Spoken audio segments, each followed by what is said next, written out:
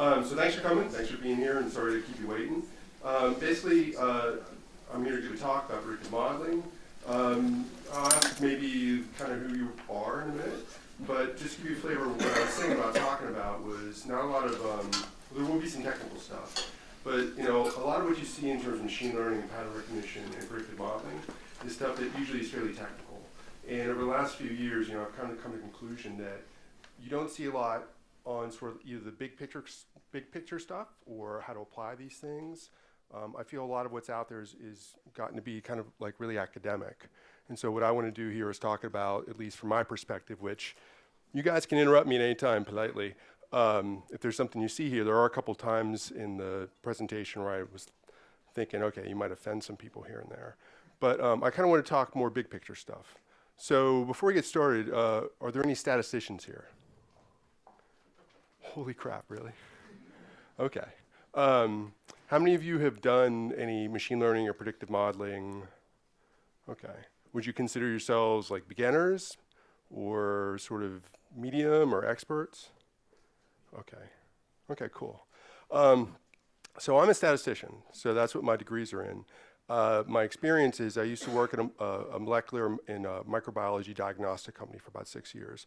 And one of the things I did there was algorithm development. I'll talk a little bit about that in the slides, where we had instrumented systems, where if you had a sample, you go into the doctor, you donate a sample, and it gets put in an instrument, in an assay, like a lab test gets run, and we tell you whether you had tuberculosis or gonorrhea or whatever the case may be.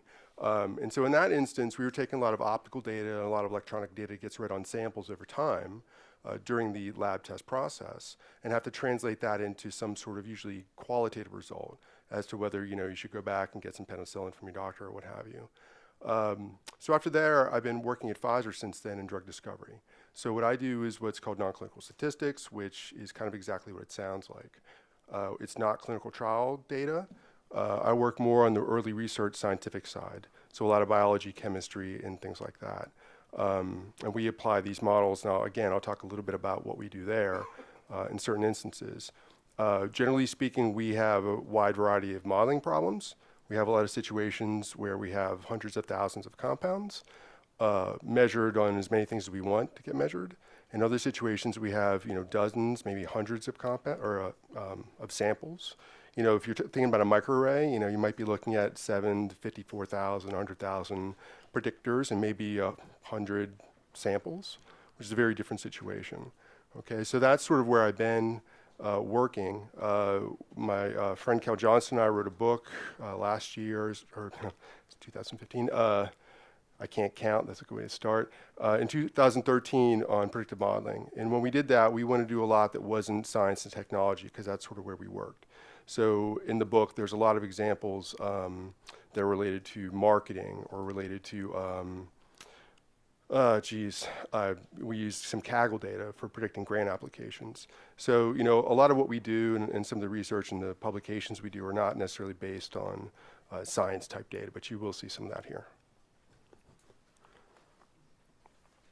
So I'm going to talk about, what do I mean by predictive modeling? I'll just show you really quick some applications, like where would we apply this if you're not familiar with it. And then do a quick overview with an example that's a science example, which hopefully makes sense.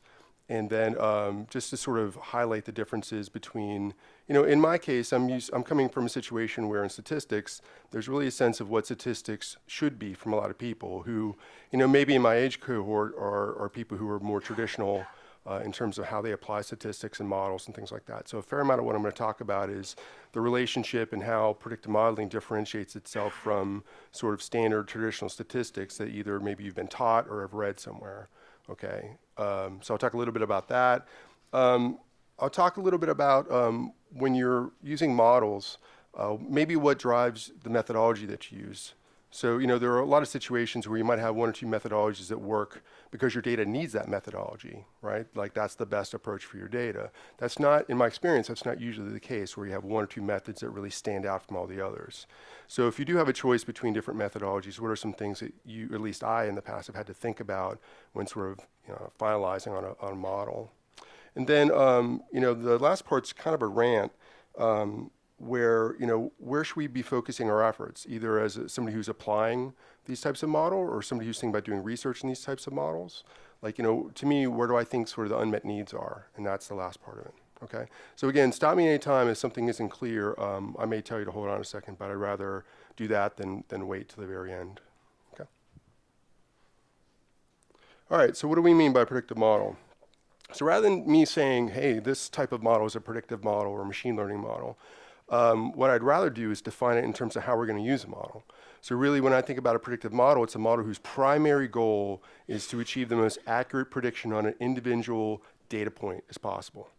Okay, so basically what we're thinking about over and over again, I'll say it in the talk, is about accuracy. Okay, so a lot of traditional statistics aren't really built like that. They might be thinking about predictions of whether a treatment is important or whether this is different than that. And really, from my standpoint, predictive models are about how can I produce a model that has the closest fidelity to the actual data as possible in terms of, I need to estimate a quantity. So a lot of statistics you can really boil down to either inferential type problems where you're trying to decide if, A is statistically different than B, right?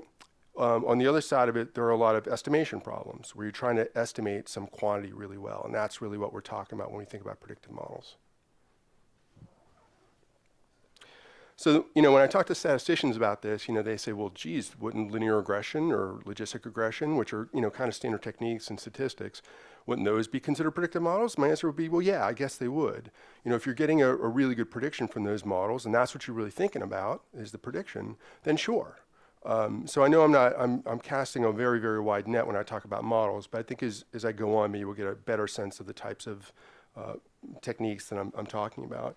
Again, not to beat a dead horse 5 minutes in, but again, prediction is the thing that we're most concerned about. And it's always struck me as kind of funny is, in statistics at least, that never really seems to be what people are thinking about when they're building models. Or I shouldn't say never, but it's usually statisticians such as myself are usually concerned with other things about models rather than how accurate they are.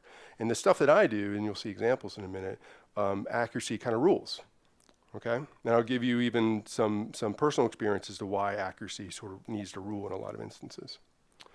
The last bit about model interpretability and inferential capacity are not as important. Okay, so we typically, the types of problems I work on, a lot of times, the consumers of these models, if I tell them there's an 85% chance from the model that it's going to be event A instead of event B, not always, but most of the time they go, oh, okay, cool. And they sort of walk away with that feeling.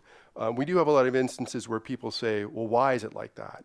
Especially when I deal with doctors. And, that comes down to more model interpretability and inferential, like, they want to know, was the effect of age really important? And a lot of times these models, they can't really tell you that, or at least they can't tell you that well. And there's reasons for that I'll talk about in a minute.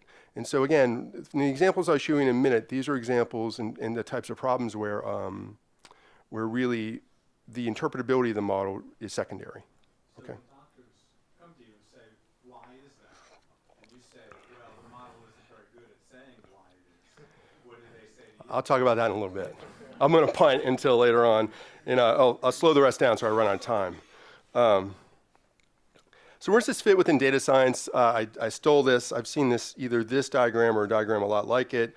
This is from Drew Conway, and there's the link if you want it. Really, it fits into this area here where it's, this guy didn't quite consider it having to do with expertise in your problem domain, but really something between computer science and statistics. I think that's fairly accurate. When you think about data science, there's a lot that covers in terms of data analysis, obviously. So there's a lot of situations where you're trying to discover what's going on in data. What are the populations in my data? When you're learning and exploring data, this is not, predictive modeling is not that. Predictive modeling is really when you have a well-framed question where we have this data from this population and we want to predict this. So it's certainly, I don't know what percentage of the statistical part of data science that it is. It can be a huge part of it if that's what your product or your situation is geared towards. But in no way would I claim that this is all you need to know about statistics, because clearly that's not true at all. Okay, so this occupies kind of a very important and interesting part of sort of the quantitative analysis of data science, but it's not the sum total of things. All right, just some examples. And these are kind of the sort of, I want to make sure you can see, so if I trip over something, sorry. These are sort of the examples that I use, especially when I talk to people who are not scientists or quantitative people, like if I'm having dinner with somebody I don't know, and they say, what do you do? And I try to explain it to them. These are the kind of things I'll try to explain to them. So spam detection is the easiest thing that we talk about with people. Do you really care why a message is spam or not? I mean, if you look in your spam folder, you're not saying, was that the Nigerian prince? You're not thinking about why did I predict it this way? The thing you want there is you want really good sensitivity. You want to see something that is spam, classified as spam, but you want really, really, really good specificity. You want an email from your boss where he says something unfortunate, getting misclassified as spam, and then you're going to get that email and you missed the boat on something. So in that particular instance, the mechanics of how we would call something spam, either from an email or text or what have you, the mechanics of that and why it does that, I don't know about anybody here, but I've never met anybody who really cares why that is. And that's a situation, again, where accuracy rules. There's a lot of things where people are trying to predict volumes of things, like, customer volumes or plane delays or travel. I wrote this before today, travel times, yeah, really? Says the guy who's late. But there's a lot of situations where, you go to Google and you type in directions and you get a little estimate as to how long that's going to take. Now, again, you might be interested and say, well, why is that? Is it this bridge that's a problem? And maybe I should go around that. So there are situations where you want to know more information, but I'm not sure a predictive model is the right venue for doing that. Okay, so again, these are things where you want things to be as close as possible to the real value that you're actually going to see out in the wild. Sentiment analysis, does anybody do that or know what that is? Okay, so in text mining, sentiment analysis is where you take text and you're trying to predict whether, it's the emotional aspect of it is, let's say, positive, neutral, or negative, right? So, you download some Amazon reviews and maybe get somebody to label them and say, yeah, this was a positive review for something. And so once you have a lot of label data, you're going to take the text and analyze that text and try to predict whether, a review is positive or negative. So that's basically sentiment analysis. Again, you want to, if you're using that to monitor reviews of your products and things like that, you want to know a lot about what people think about your problem, but the predictive model is probably not the best venue for that. You actually want to maybe go and read the reviews. So you might want to use a model to score the ones that were really awful or really good in terms of the sentiment towards your product, and then go back and look at them. The model, I don't think many, if any models really are going to do a good job of helping you understand what's going on in those situations. I bought a house last year, and I sold a house last year, and, Zillow data was really important to me. So I wanted to know, get good predictions on how much something is really going to cost. And again, I might want to know, is that because there's 3 bathrooms or 4, or what's driving that cost? But in the end, if I'm going to sell my house, I want to get a good sense of how much I can get for it. And again, that's a situation where accuracy is really what I care about the most. So I'm going to talk about this in a few instances. And there's good reason for that. So there's this thing called QSAR, which is quantitative structure-activity relationships. And so in pharma, what we do is we design molecules. So you can write literally the formula out, the chemical formula for a molecule, and you can take that formula and know different things about the molecule. You can know how greasy it is. You can know it's big or small, its surface area.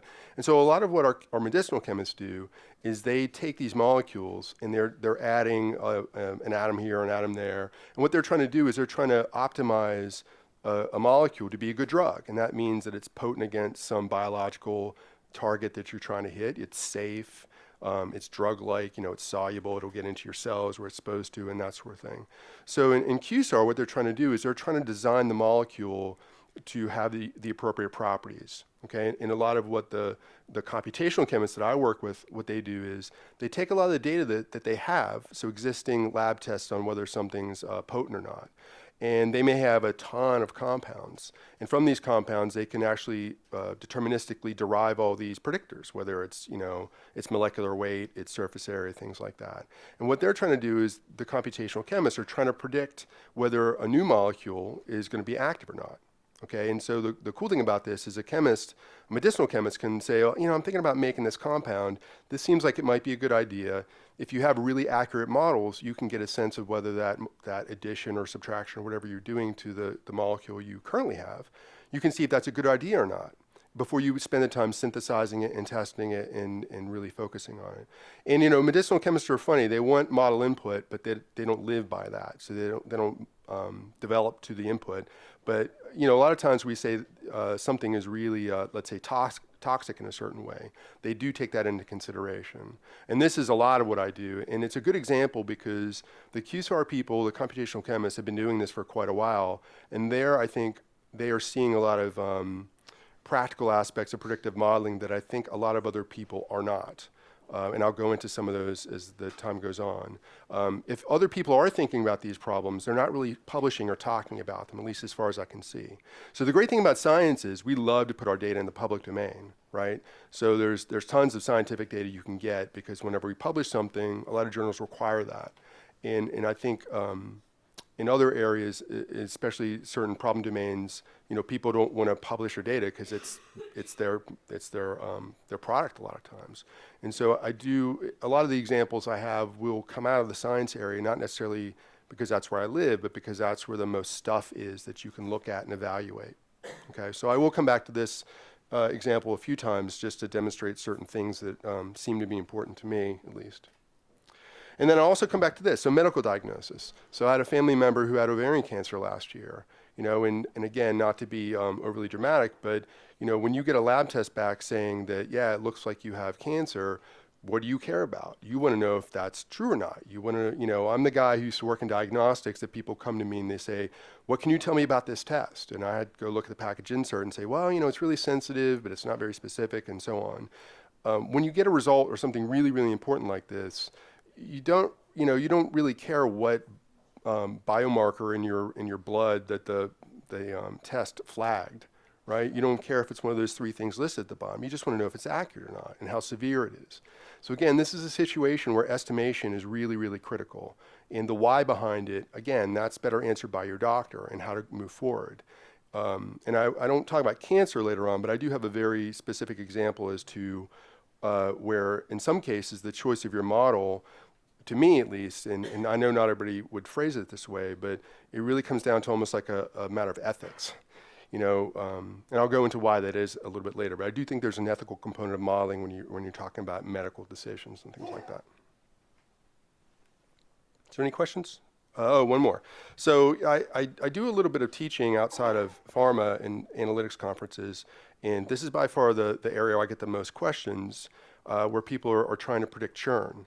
So, you know, churn being the situation where you have a customer, they can either stay with you or leave. So think about when your phone contract is up, right? Do I stick with AT&T? Do I try Verizon, right? So you have the opportunity to change vendors, basically. And a lot of big companies have people who model churn. They see that you're going to have an opportunity coming up to switch. They want to take everything they know about you and predict not only whether they think you're about to jump ship, but also whether it's worth letting you or worth retaining you.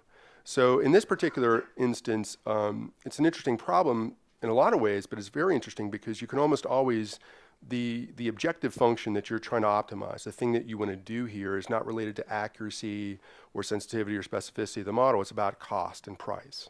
So if you have somebody who's going to churn and they're a lucrative customer, you want to predict what your loss is going to be from income. But to be honest with you, when you talk to these people, there are a lot of people that they don't mind churning so much. You know, if you have people that are not very lucrative people, they have a lot of costs associated with having them as customers. So they're trying to calculate the overall loss of revenue by either offering somebody a promotion or not. And this is also an interesting problem because you know, your model can predict what the expected loss of letting this customer churn or not would be. But it's an interesting problem because this is directly tied to an action. Okay, so you're either going to do something to retain them or not. And if anybody's ever heard of like true lift modeling, has anybody heard of that? It's kind of a cool problem because it turns out a basic simple predictive model is not really modeling the thing that you want. You want to be able to predict what's the chance. There are some customers that are going to churn no matter what. And so you want to avoid offering them promotion. So it's almost like a 2x2 table where you have on one axis whether the person just is going to stay without any intervention or not. And then on the other axis, you might have the effect of whether you offer them some sort of promotion or retention if they're going to stay or not, right? And so there's this whole idea of what should you be modeling in this particular instance? And I don't really go into details of that, but it's a really interesting problem. And usually the methodologies that people use are called lift models or true lift models. So it's kind of an interesting topic. All right, so here's some cells. Can you guys see that in the back? I'll draw little squiggly lines with my fingers. So here's some pictures of some cells. And the green here is basically the cell body, and the blue here is the nucleus. And so we have a lot of instances where we know things about certain diseases, and we know how certain cell types behave under normal circumstances. And so in developing drugs, what we'll do is we'll have basically these in vitro is what we call them tests, where we plate out some cells, we know how they behave in their disease state, and maybe we try a compound we're interested in and see if that state of those cells change in a way that we want them to change, okay? And so not a lot, but many instances what we have is we have situations where we're trying to take cells like these and quantify them in terms of how big they are and how bright they are. If we're interested in changing something in the nucleus, we want to model and quantify things that are happening in this nucleus. The shape of the cell can matter a lot. Like think of like sickle cell anemia, right? So if we could have a compound that would make cells go back to the shape and the morphology that they should be in, well, that's something we want to quantitate from these images. So the circumstance in this case is we have a lot of things that we want to measure in individual cells. And we can do that. We know how to do that. But before we can do that, we need to say what pixels on that image are actual cells. Okay, what is cell number 1, cell number 2, and cell number 3? And the technical term for that is image segmentation or cell segmentation. And so what we can do sometimes is, and you can see it on this side, is if you can see the white line, that denotes the boundary of the cell, and the blue line denotes the boundary of the nucleus. There's some little red circles in here, which I could tell you about, but I'd have to kill you. I didn't want to take time to recreate the image without the red. But you might notice in here, it might be kind of hard to see. Here's 3 cells right here, which I think eyeball-wise we can differentiate them. But the algorithm didn't do so well. So in this area, it kind of takes this cell here and lumps it in with half of this long one here. The rest of this long one gets a little bit of this guy over here, and this guy sort of gets shortchanged. So this is a situation where we did not do a good job segmenting the cells. And down here are plenty of examples like this one here where we did do a good job even when things are almost sitting on top of each other. We're quantifying them pretty well, their boundaries. And so we had some data, and it's actually in the literature, where we wanted to predict whether a cell was segmented well. Okay, so in these instances, you can imagine, if you look at these cells long enough, you can sort of feel that they have a fairly well-defined shape. And so quantitatively, we can take measurements of each one of these cell boundaries and things like that and label, by eyeball, manually label these ones are segmented, these ones are not, or well segmented, and these ones are not well segmented, and then build a model that can maybe take the characteristics of these cells, which are these crazy kind of descriptors that the spectroscopists have come up with to quantify the shape and the size and the intensity of these cells. We want to take these measurements on the cells and predict whether we did a good job segmenting them. And what we want to do is we want to have a filter where we get rid of the ones that we don't think are well segmented because they can sort of contaminate the data quality of our analysis. So the example I'll show you in a minute, long story short, is we're trying to figure out whether we did a good job of saying this area here corresponds to a particular cell. Okay, there was a question a little bit earlier.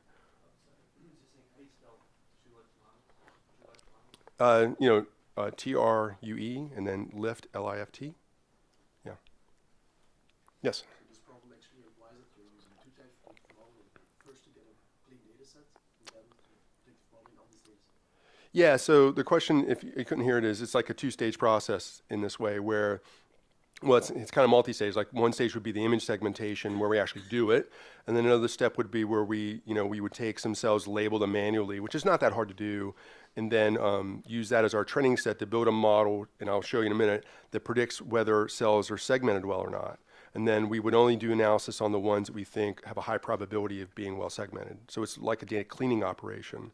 And then the last part of that, we would take the actual quantifiable numbers from the cells we think we've done a good job capturing and build models and do analysis and things like that on those. So it's almost like a data QC step in a way. Okay, any other questions? So this kind of echoes that. In this particular example, we had a bunch of measurements, so there's different colors there. In the example, the data I'll show you, which is publicly available data, it's in an R package. There's certain channels that they can measure. So they had one channel that measures things about the nucleus, another channel that measures something about the cell perimeter and things like that. And then another channel that measures something called the cytoskeleton, which is kind of the skeleton of the cell. So there's a bunch of predictors that I won't go into the details of it because it's kind of scientific and ugly, and even sometimes I don't even know what they mean. But some of the predictors are related to, for example, the eccentricity of a nucleus. So is it flat like a pancake, or is it perfectly round like a unit circle? So there are a bunch of descriptors that measure the size and the shape and things like that. And again, we're going to take those descriptors for various components of the cell, like the whole cell or the nucleus, and use those to predict whether something's poorly segmented or well segmented. They originally classified about 2,000 cells. They have about 58 predictors of these, cell measurements. And again, the data are in the care package in R, if you want to look at them. And we talk about this example in the book. So what would you do if you were building a model, right? So the common steps that you would want to do with your data are to estimate parameters. So if you're doing logistic regression, you want to estimate your slopes and intercepts and all that fun stuff. But you also want to know, in some models, there are these things called tuning parameters, which, again, I'll talk about in a minute. But there are parameters that cannot be analytically estimated from your model. So they're not slopes or intercepts. I'll talk about k-nearest neighbors in a minute, not because it's a great model, because it's easy to conceptualize. But the number of neighbors in a model would be a tuning parameter. There's no, as far as I know, there's no equation that you would pump your data into and it says use 5 or something like that. Another good example is if anybody knows about decision trees or classification or regression trees, the depth of the tree is a tuning parameter. Okay? So sometimes there are these parameters in the model and you need to find a way to tune them. And so that's an activity that you would want to use your data for. And also finally, you want to know whether you're doing a good job or not, or you want to compare different models or compare different preprocessing methods.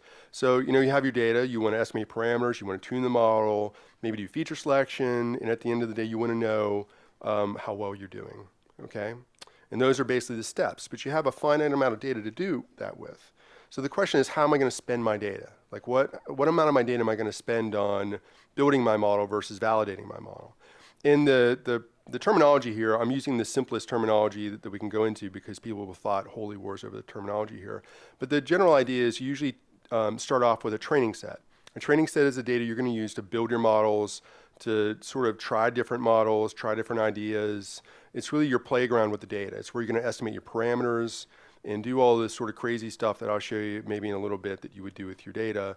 The test set, or sometimes people call it a validation set, but your test set would basically be a set of samples that you hold out, that you're only going to look at them maybe once or twice when you think you have a final sense of, okay, I like these two models the best. I need really an unbiased sense of whether these two approaches work or not and which one's better. So your test set is really your unbiased set that you're going to hold out to the very, very last minute and use that to be your sort of your oracle on how well your models work.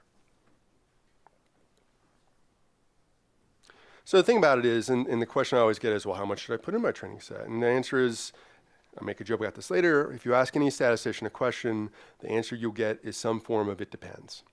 Okay, and if you have a lot of data, the choice of how much goes in your training set and your test set doesn't really matter so much.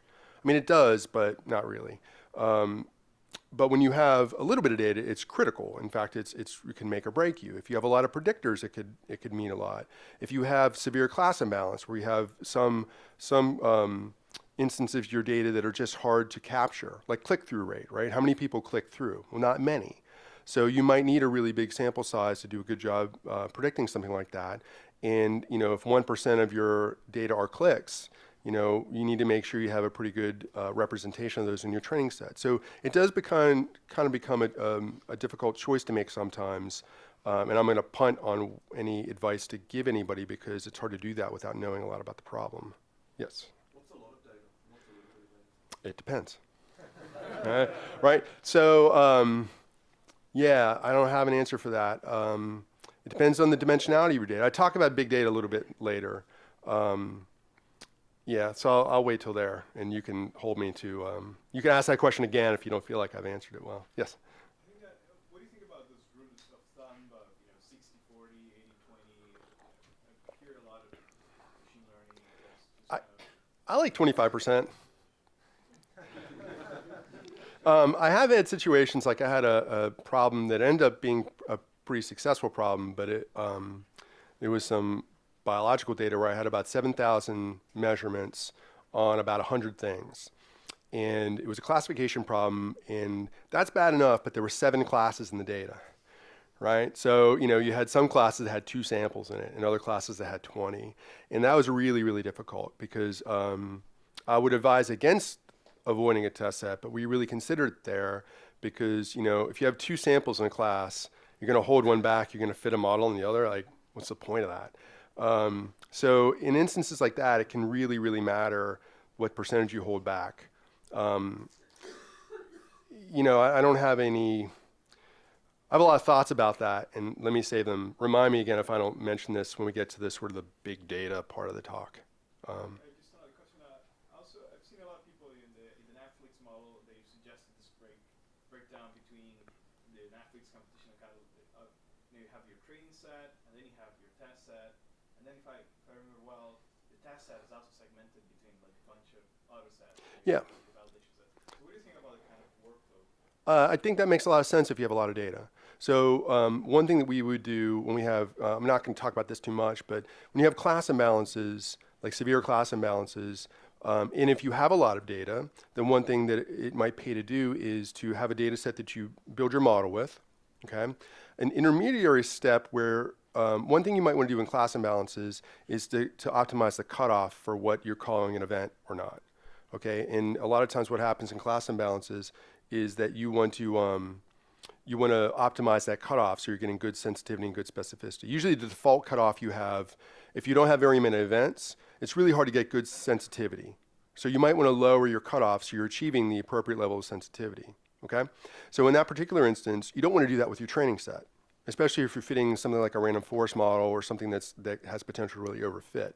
So what we would do in those instances is we would take sort of I think sometimes I've called it an evaluation set, where we use that to optimize the cutoff of the asset or of the model, and then validate that cutoff with a final test set that validates both the modeling procedure and the cutoff portion of it. So there are situations, again, if you have a lot of data and you have a lot of predictors, you might want to split off some data up front and just do feature selection on that data, and then just throw that data out at the end and say, okay, here's what we think is important to the model, and then proceed with your modeling step. So there are cases where you have a sensitive intermediary step that you really want to optimize, and having another set of data, if you can afford it, having another set of data that you use for that purpose. Those are the situations I can imagine. Now, way back in the day when neural nets were the thing, people would use a separate set of data. Before they knew about regularization and weight decay, they would use a separate set of data to estimate the error rate of their network. So they would have a data set where they estimate their parameters with, but when they went to figure out whether the model converged or not, they would use a separate, what they would call validation set. It turns out I think there's a lot better ways of doing that, but that's another example historically where people had not just a two-way split of their data. Okay. All right. So Frank Harrell's an awesome statistician who's at Vanderbilt. He mostly focuses on the models where you're building models to explain things. Okay, where you're building models to say, this had an important effect on the thing we're modeling. And that's not where I'm at. I'm in the pure prediction mode. And Frank makes a really strong case in his book, which is excellent. Don't use a test set. Just don't. It's a poor use of data. That you should lump every piece of data you have into estimating parameters and doing all the things that you do, and then use resampling methods, which I'll talk about in a minute, like cross-validation to get good estimates of your error rate. And that's a reasonable argument. I don't know. I've almost never done that because I sort of subscribe to the algorithmic culture that some people say. I'm going to get into that, where do any crazy thing you want in your model. Do things that violate almost every statistical principle that you know of. But if you can validate empirically that was a good idea, then you should do it. So I think from Frank's perspective, or people who think cross-validation is really the solution, to me, I do things that I'm worried about a methodological error propping up and cross-validation not catching it. So many years ago, there were a bunch of feature feature selection papers that were written in the machine learning literature, and they cross-validated the wrong way. And some statisticians wrote some papers that said, hey, we could completely scramble your outcomes, run the same exact algorithm, the same exact software and data, and come up with no errors because you cross-validated wrong. So it's not impossible to mess up resampling.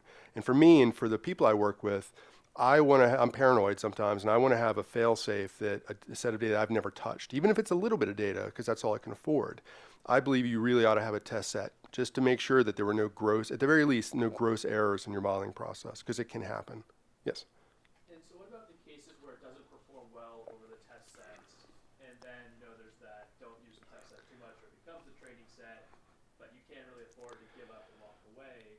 Yeah, that's tough. So if you're, let's say your resampling estimates don't really line up with your test set estimates, and there could be a lot of different reasons for that. I had a situation where the resampling estimates looked fantastic, but the test set results didn't. And what I figured out was, because the model I was using was sensitive to multicollinearity, which is, multicollinearity is when your predictors in your model are very, very correlated. And just mathematically, that can cause some things to break down the model. It can cause sort of instability in your model. And the great thing about resampling, which I'll talk about in a minute, is you're taking multiple looks at your data. And in some ways, resampling sees the worst aspects of your data repeatedly, whereas a test set is one realization of a holdout set. So in situations like that, I tend to defer to resampling because I like 5 looks or 10 or 50 or however many I did looks at the data versus 1 at the end. If they really, really disagree, then I think I would go with the cross-validation results. But again, it depends. It would kind of freak me out a little bit. It doesn't happen. It's only happened really one time that I can think of where it's been substantially different. But it can happen, yeah. Yes? Have you seen any good papers on resampling with seasonality? Yeah, let's talk about that afterwards. Yeah.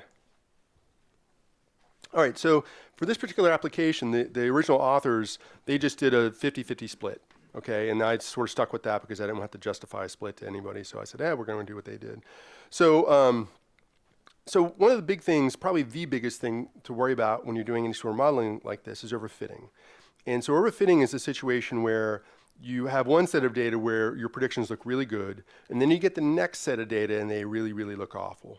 Okay, and what happens is you can fit a model to your data, and a lot of these models are extremely flexible and powerful, and they're like sort of like pattern-seeking missiles, and they're going to find a pattern there no matter whether it's there or not. And so overfitting can occur when you have some subtlety of your data that your model really picks up on, and that subtlety of the data is not in future data points. So it's picking up on things that are not really reproducible in future samples, and that's when overfitting happens. And usually, again, what that happens is, and it's happened to me, where I've had a big project where I had a lot of my management very interested in what was happening, and you get predictions, and you think you're doing well, and you get the first data point you get on the new samples fail miserably, and you're like, well, you win some, you lose some, and you get the second one awful, and you're like, oh, okay, and then by the 10th one, you're kind of freaking out because you did something wrong.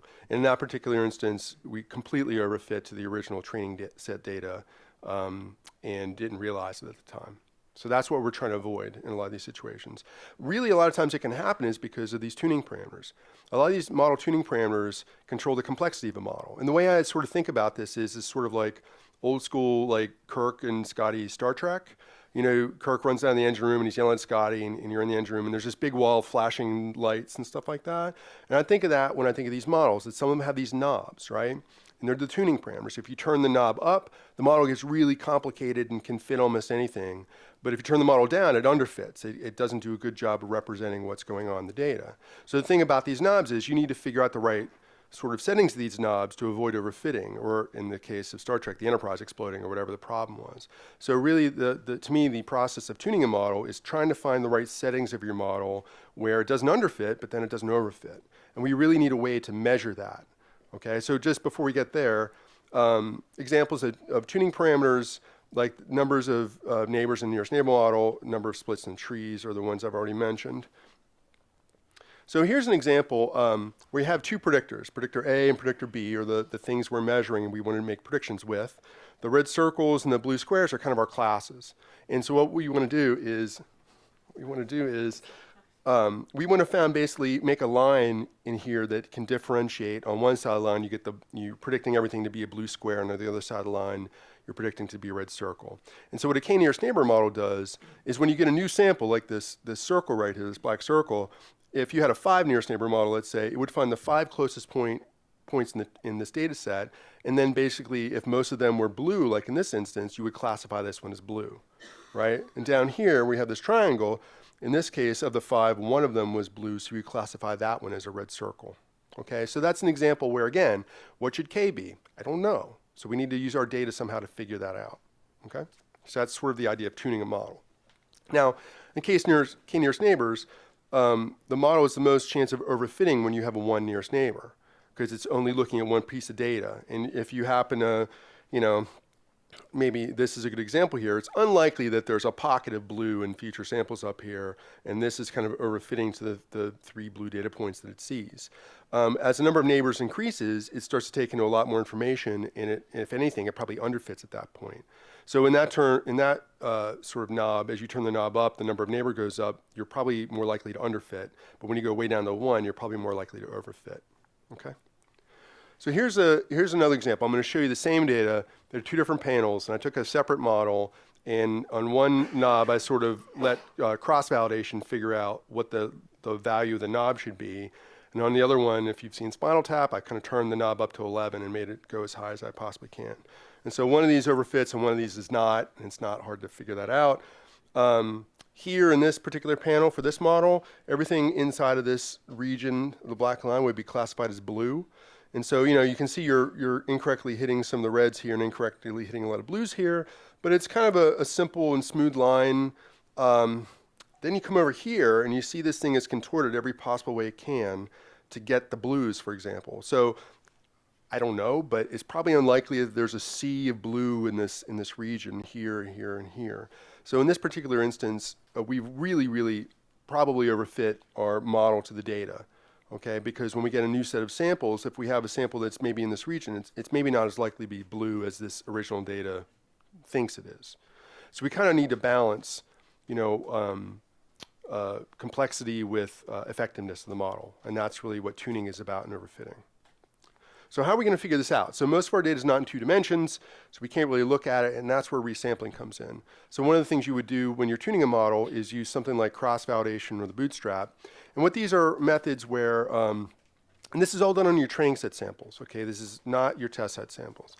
What cross-validation does is it repeatedly takes a subsample of your training set out, fits a model with that, and then predicts the ones that were not in the modeling. So you have a holdout set of data. And that holdout set of predictions should be fairly, what I would say, honest in terms of what the future performance would be. But you do that, and there's many different species of cross-validation, and there's the bootstrap. There's a lot of different ways to do this. But all the resampling methods, for the most part, what they do is they repeatedly take subsamples of your data, fit a model, and then predict some other subsample of your data that was not used in the model. And it turns out that if you take those subsamples that were held out and average their predictions, it turns out that's a pretty good estimate of future performance. Okay? So rather than going into the nuts and bolts of that, which I'll do tomorrow, think of cross-validation as a way of taking your training set and getting pretty accurate estimates of performance. Yes? I'm just curious, do you see any advantages in bootstrapping over cross-validation? At this point, no. I hate to say it. And maybe we can talk about that at the break or something like that. I used to think so, but now I'm not so sure. So I've done a fair amount of simulations and things like that recently, and I've read like a couple blog posts about it, where there are certain species of cross-validation that I think do the best. So yeah. What's the difference? One difference, well, there's a lot of different ways you can cross-validate, but what the bootstrap does primarily is if you have, let's say you have 100 data points in your training set, what a bootstrap sample would be is you would sample those 100 with replacement. So you might sample 0.42 twice, but because you've sampled some of them twice or 3 times or however many times, there's some that are never sampled. And so the bootstrap always gives you a sample that's the same size as your original data set, but you have data points that are represented many times. The bootstrap has very, very low variance, but it has huge bias. And the things people have done to try to overcome the bias, I don't know that they really work all that well. And so cross-validation, there's certain ways to cross-validate where you can get both good variance and low bias. And so I would tend to use those. And again, I can talk about the technical part of it afterwards. Yeah. So what's the big picture? So the big picture is, what we're going to do is we're going to come up with there's a lot of different ways to tune a model. This is the way that I think most people do it, is they come up with a candidate set of models they want to look at. So again, with our nearest neighbor model, let's say we want to try neighbor size, 1, 3, 5, 7, let's say up to, did I put it on here? Let's say up to like 50 or something like that, or 51, because we'll try an odd number. And so for each one of those nearest neighbor models, we'll cross-validate the data using the training set. And so for every candidate model, we get an estimate of, let's say, accuracy from cross-validation. So we kind of get this profile that maybe the one nearest neighbor model, the accuracy is not all that great, and then as that's overfitting, let's say, and then as you start to reduce the amount of overfitting, the accuracy goes up from these candidate models, and then you start underfitting, so accuracy goes down. And so what you get is a performance profile using resampling across your tuning parameters, and from that point, you can say, oh, it's a 7 nearest neighbor model is what I should be using. And once you've selected that that setting on the knob, you would take your entire training set and fit the 7 nearest neighbor model, and that's what you use for future predictions. So that's the basic way people tend to tune models with resampling. It's not the only way, but it's I think the way people tend to do it. So if we were to do that with this is based on the cell segmentation data. I did neighbors from 1 to 51. And what you can see is that overfitting happens. Our accuracy is maybe, I don't know, the scale here is pretty compact, so we're not overfitting a whole lot. But relatively speaking, maybe our accuracy is like 79%. As we increase the number of neighbors, it kind of tops out here. And then this is honestly kind of weird, but I can reproduce this in a couple different ways. Accuracy tends to go down and then come back up. I can't explain why that happens, but it's a reproducible thing. In this particular instance, it would have picked the 51 nearest neighbor model. This one here, which is probably 19, would have done just as well. So we can pick the number of neighbors, and then that's what we then go and be our final k-nearest neighbor model. Yes? So you talk a lot about just that pure accuracy. Have you spent any time with confidence intervals, or is that statistics background that you shy away from? Confidence intervals on what? On your predictions. So prediction interval. Yeah, we've thought about that a lot. That's hard to do. We think it's hard to do. There's not been a ton of research on this. The time series people have been doing really, really good work in that area, but they usually have the models that they fit tend to be much simpler than the models that we're fitting. And I was talking to somebody over email about this last week. We don't really know how, let's say, a random forest model works in terms of its prediction intervals. There's a lot of what we know about is based on linear regression and things like that. And then the numbers there don't really, the mathematics there are nothing like what they would be in a neural network or a support vector machine. So there are resampling ways. There's bootstrap prediction intervals. They're very computationally complex, and I have code to do them, and I'll probably put them in the package soon. But I'm kind of wary to, because I have never seen any real scholarship that says this is a great idea, or how good of an idea is it. We don't do it a lot at my office, and this sounds horrible, but even in situations where we have 10,000 compounds we use to build a model, the error bounds on those predictions can still be very, very large, especially if your compound you're predicting is nothing like the ones you've been making. And so there have been situations where either if the assay is really, or the outcome that we measure is really noisy, we have produced prediction intervals and people thought they were incorrect because they were so wide. And so even though we were giving them to people, it just became, oh, it's always wide. That was the response that they gave us. And so so we do think about those things. We haven't done them in practice a whole lot just because of the nature of what I do. Yeah. You can just do a 95% confidence interval for the C statistic, right? Is that what people do? For the what statistic? C statistic? Is that what that is? Well, on this axis, it would be just plain old overall accuracy. Yeah, I think you mean more confidence interval on individual predictions. Yeah, as opposed to an interval on what your accuracy is. Yeah, but you're right. There are pretty good ways of getting, what's the error bound around this point. Absolutely. That's, very straightforward. So if this were a modeling problem, what we would do now? Well, we'd say, okay, well, yes. Yes.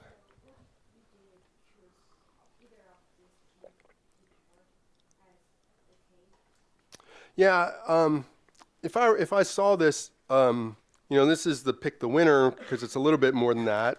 I did, in this particular instance, when I was making these slides, I said, I need to make sure that's reproducible. And I tried bootstrapping, I tried some other cross-validation techniques, and they all kind of look like this. So it was reproducible. You don't have to take what it gives you. You can say, I like this one better. I'd probably go with this one, I think, because it's smoothing things out a little bit more. That even though it says performance is about the same for these, I know that this side of the graph is where the risk of overfitting is. So I'd probably go with this.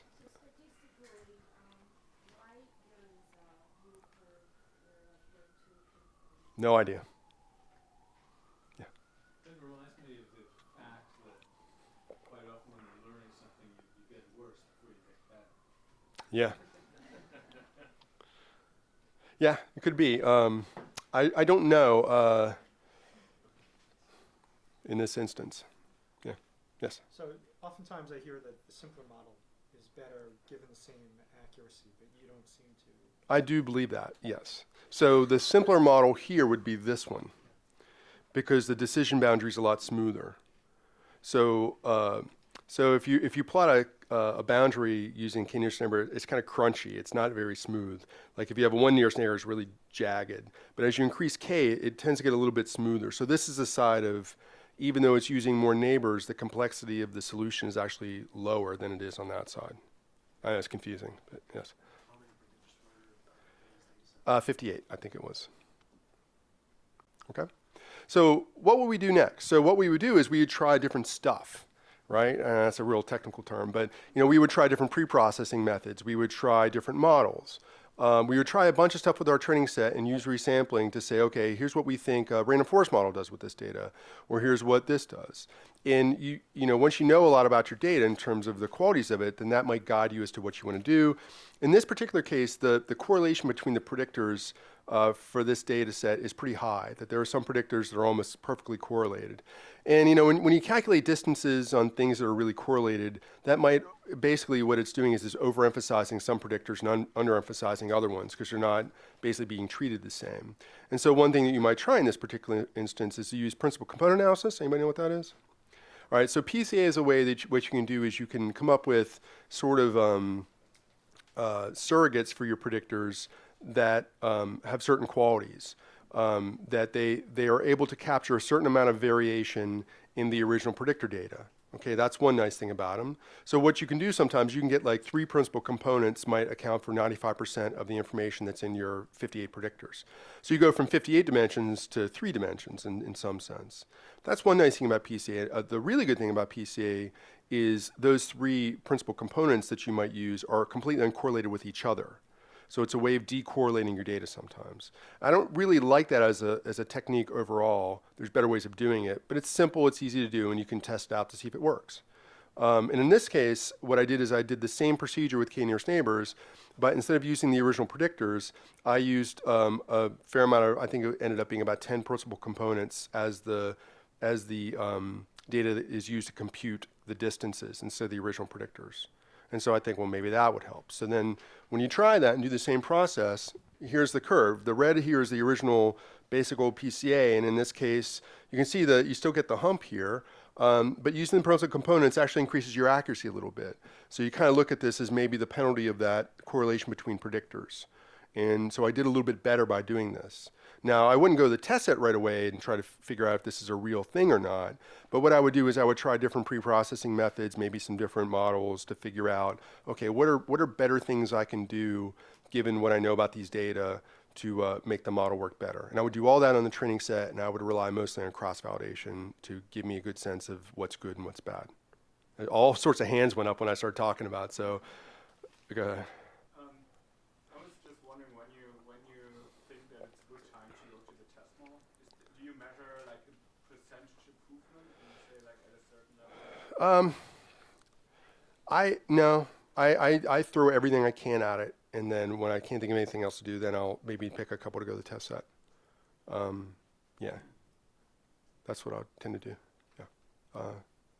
Is it very common that PCA performs this way? No. In fact, I have an example I'll talk about. Is anybody coming tomorrow to the class? I'm sorry, because you're going to see some duplication here. It turns out that I have an example using these same data where PCA does, in some sense, worse than the original. The thing about principal component analysis is it's unsupervised. So it doesn't look at your outcome at all when coming up with the surrogate components. And so what happens is the first principal component could be really, really important to the predictors, which is what it's designed to do, but really, really irrelevant to your outcome. And so that's the downside of PCA is you can't really guarantee that these things have any relevance to what you're trying to model because it doesn't consider that at all. Partial least squares is sort of a cousin to PCA, and it does consider the outcome when it does that. But this is a really easy way of trying things. When I fit neural networks, I almost always try this because they're really, really sensitive to collinearity. So it's not the optimal thing, but again, some data sets it really works well, other data sets it doesn't, and it's very difficult to predict when it is. I think there was a question over here and then over here. Yes?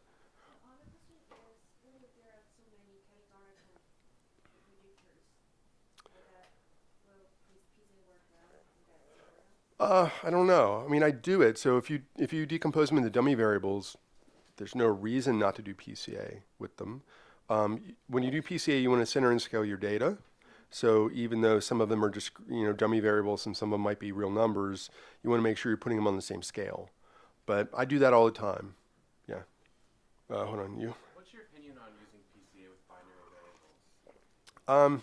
I mean, I can't remember. It might be I can't remember the statistical technique, but there are statistical techniques that were invented and then people realized they're essentially PCA on discrete variables.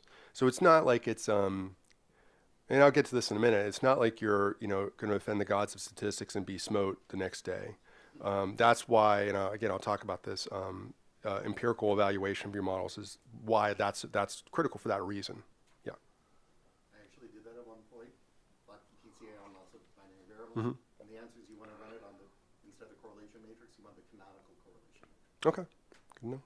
Yes. Do you have a suggestion for using something other than PCA where the intuitive nature of the factors is more important than the orthogonality?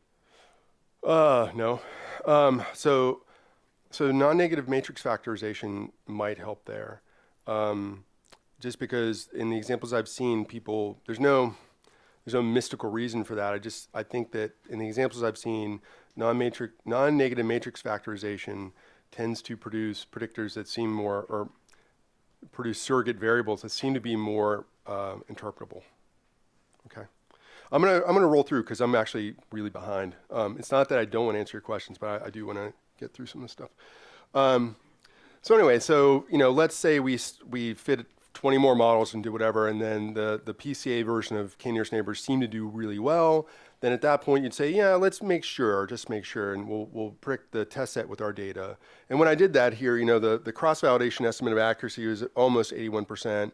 Was 82%. The test set was 81 roughly. So it's pretty close. And that's been my experience is unless there's something, there are situations again where this may not do a good job of reflecting what your test set would do, but this tends to be my experiences. They're not usually that tight, but at least they're pretty well correlated, and they tend to rank order models how you want them to rank order. So that's pretty close.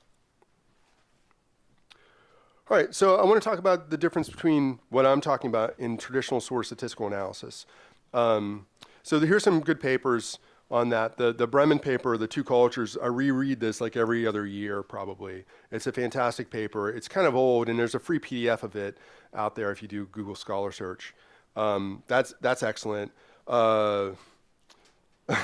This is wow, he was slamming people there when he wrote that. Supercrunch is a really good book written by a guy from Yale who's actually a lawyer, but it talks a lot about how we use models, and especially talks about the friction point between qualitative subject matter experts and quantitative analysis. So if you live in that world, this might be a good book to pick up.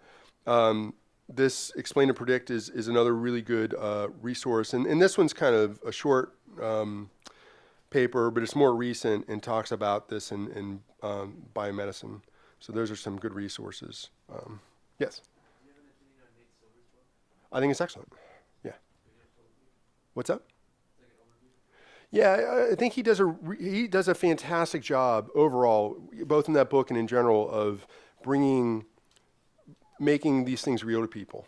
So one thing statisticians are not, I just would say, tend not to be good at is finding a way for people to be comfortable with what we're saying. And he's nailed that, right? So so that's my opinion of him, is he's found a way to really get people invested in the type of modeling. And sometimes that's really hard to do. So, yeah. All right, so you might have picked up on this. I really emphasize empirical evaluations of your model. So there's a lot of reasons for that, because I will do nutty things in my data and make sure that they work later. I want to have a fail-safe to tell me if I did something methodologically wrong. I pick up on that later. And the best and only way you can really do that is with an external test set. So that, to me, is really important.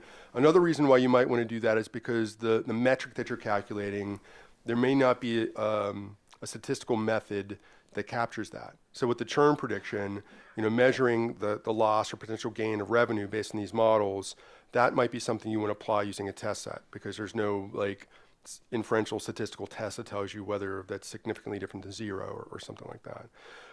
Another thing about it is the main statistical criteria that people use to evaluate models are very, in fact, statistical.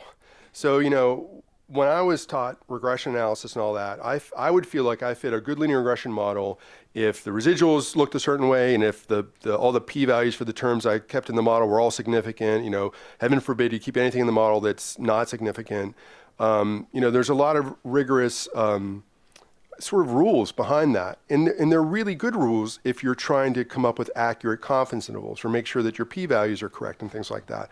But they may be counterproductive when it comes to making good predictions. And so Friedman, in his one of his really early good they're all good, but one of the the boosting papers he wrote that really kind of redefined boosting in the statistical perspective, he had this kind of interesting thing where he was using maximum likelihood estimation, and he figured out how many boosting iterations he would need based on maximizing likelihood.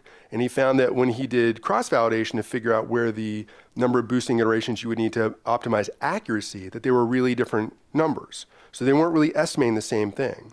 So he was using the binomial likelihood as a sort of an objective function to tune his model, and then he used accuracy to tune his model, and the results weren't the same. And in fact, if I remember right, the accuracy-based criteria wanted way more trees than the maximum likelihood estimate. And he hit the nail on the head. He basically said there are two different criteria that are measuring two completely different things. So a lot of things as statisticians that we talk about and think about, I won't say that they're not valid anymore when we're talking about predictions. It's just that, and I'll say this a little more succinctly later on, that the recipe that we would traditionally follow to get a good model to make good inferential statements may not give you a good predictive model at all. And so those two things are really going in separate directions sometimes. They're not really guaranteed to get you the same place. And so I've had to learn to sort of let go of a lot of things that were beat into me by my advisors about how you do regression modeling and things like that. So other things, if I've assumed that there would be a lot of statisticians here, and they would say, well, did you know that the AIC statistic is asymptotically equivalent to error rate? Well, yeah, I know that, but even those types of estimates tend not to be good ways of evaluating your model. One of the reasons for that is degrees of freedom. In some of these models, there are no notions of degrees of freedom. In fact, you are fitting many more times as number of parameters as you have data points. So you have negative degrees of freedom, really negative degrees of freedom. And so, AIC and your adjusted R-squared and those types of criteria, I'm not saying that the mathematics of them don't work in these situations. And really, adjusted R-squared is just a shortcut that statisticians came up with to avoid having a test set. So, from that standpoint, just have a test set. Yeah, so I pretty much said all these things already. So I'm going to kind of dog statistics a little bit, and I hate to, and I want to emphasize this point here, but I want to say that, again, most statistics are about making good inferences. And because of that, you're really constrained. You're constrained about the complexity of your model. You have to have, usually, not always, but we tend to favor linear models because the math is tractable. We make really strong, sometimes distributional assumptions about our parameters and our residuals and our data and things like that, okay? Because if you don't have those things, the math doesn't work out, and you can't say, oh, the distribution of my coefficient is a t with this many degrees of freedom. Now, if you're in that situation, you need to make inferences, then you need to do these things. But if you're not in that situation, well, the gloves come off and you can do pretty much whatever you want as long as you can achieve good accuracy. And so again, it's critical that you'd make these constraints if it's about inference. But if it's not, if you kind of let these things go, you can probably do a much better job of prediction.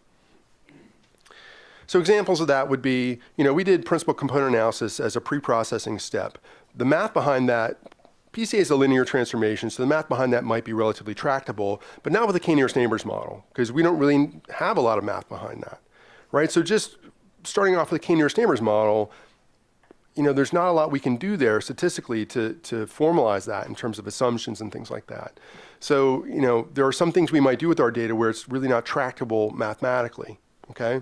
There's other things like, ensembles of models. Again, having highly, highly negative degrees of freedom, like in terms of numbers of parameters we're estimating. Okay, that flies in the face of traditional statistics, but it works really well. Other models, like support vector machines or neural networks, we're fitting many, many more structural parameters than we have data points, but we use regularization to really make those things not overfit. Okay, and it's not like, regularization to me was invented by statisticians, but at the same time, there's not a lot of inferential ways of doing that, at least with these models, okay? Quinlan had a great example of this. So in his C45 book, he talks about a way to prune decision trees, and basically he approximates a binomial confidence interval to figure out whether you should prune a branch of a tree or not. And he has this great quote that basically says, yeah, this is not really up and up statistically, take with a grain of salt. But the fact of the matter is it works really well. So these are instances where if you're willing to empirically validate your model, you can do things that may not be so kosher statistically. My favorite troll statement is the no Bayesians and foxholes. Basically saying that he was saying that in order to get good predictions, you simply can't be a Bayesian, which is not really true, but you can sort of see the point he's making in that paper. Yes? How can it be that you can make good inferences about a system, and then on the one hand say that those are good inferences, but they're not good at prediction? So it depends. So the question is, how can you make good inferences if you don't do good prediction? So define good. I'm not trying to be argumentative, but I understand it may be very difficult to get good inferences.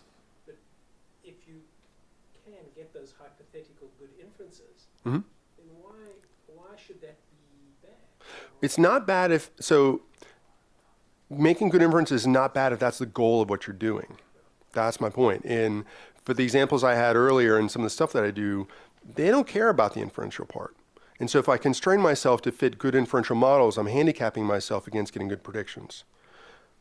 Another sort of thing that I've noticed, and I've been guilty of this too, is when we fit models that are built for inference, they might not be able to hit the complexity that you need to get 95% accuracy, something like that.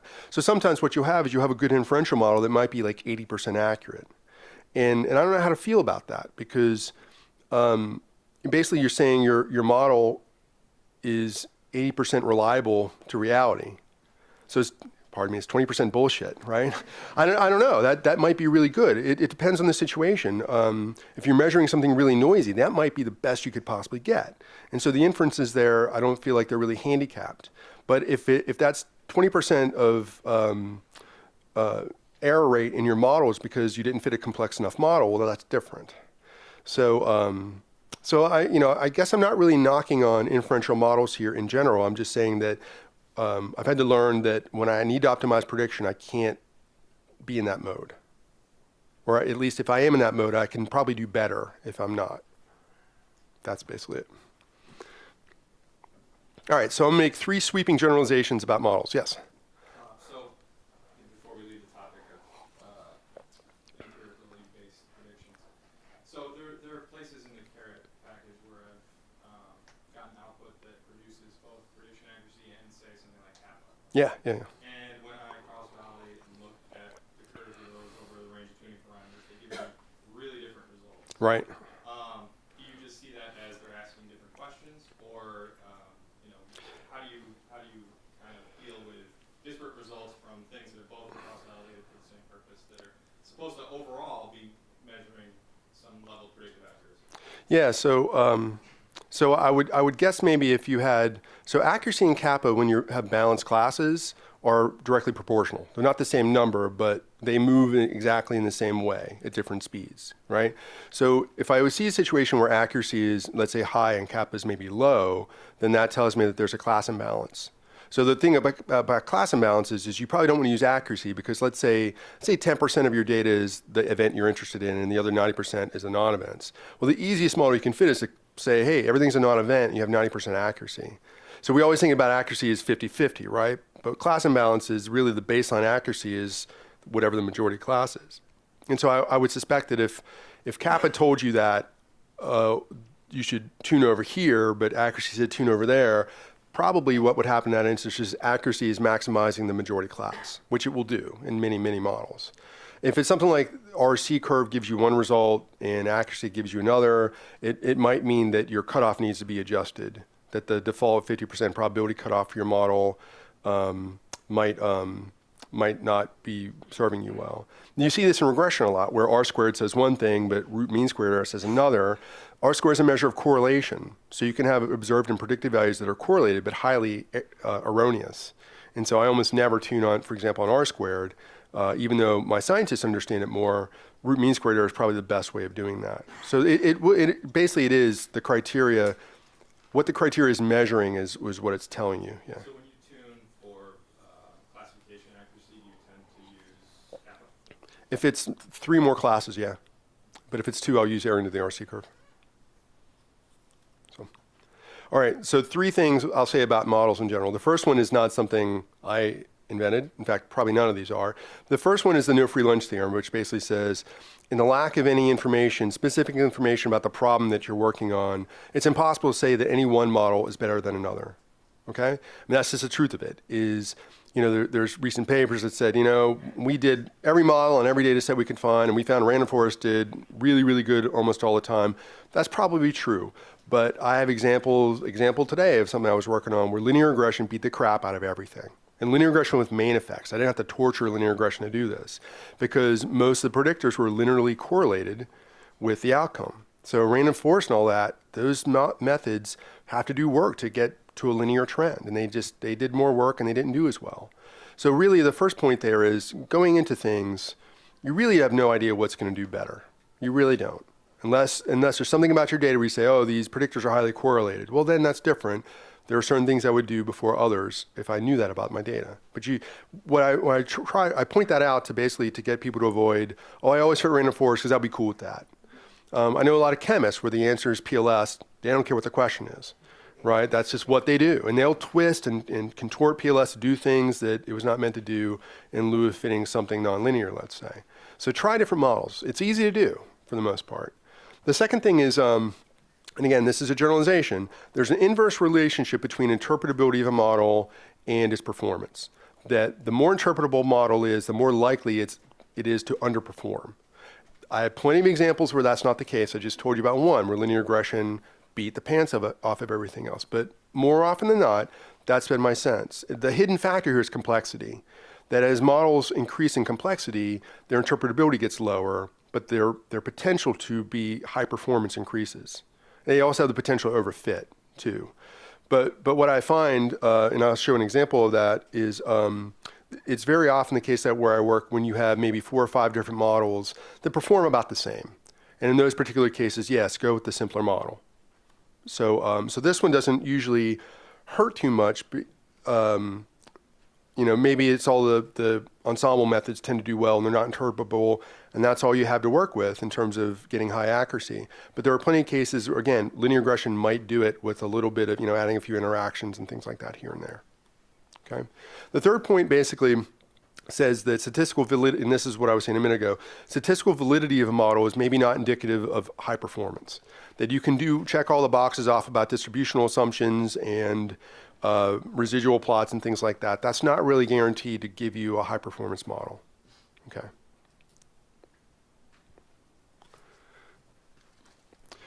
So here's an example where I took all the segmentation data, which we talked about. Right here is the K&N with PCA, and this is the resampling. These are confidence intervals on accuracy based on cross-validation. And simple models, CART, GlimNet, which is linear model, PLS, linear model, they rank kind of low, okay? As you come up here, the support vector machines, C5, the boosted trees, these are all the things that are really optimizing accuracy. And I didn't cherry pick this. I didn't pick this example to show you this. I just said, I should just fit this because I've never really done it to this data set. Now you have a couple models here that may be pretty close to being equal, but in this particular instance, the ones that are possibly interpretable, like maybe FDA, CART, PLS, they're not ranking very high in this data set.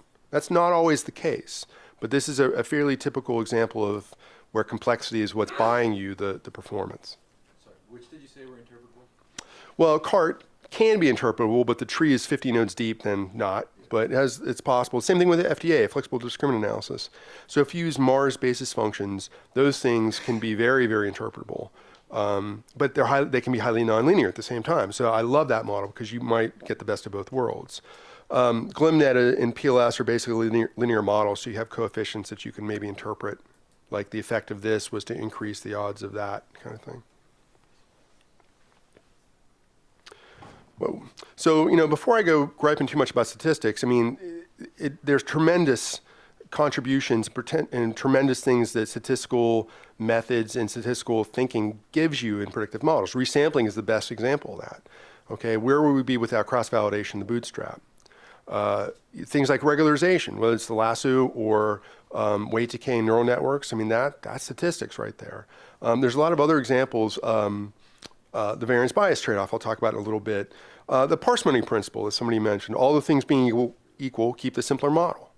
Okay, these are things that have made huge effects and generally have really, really improved the nature of modeling in general, let alone predictive modeling. So I hate to be so down on statistics, but there's a tremendous amount that it does for things.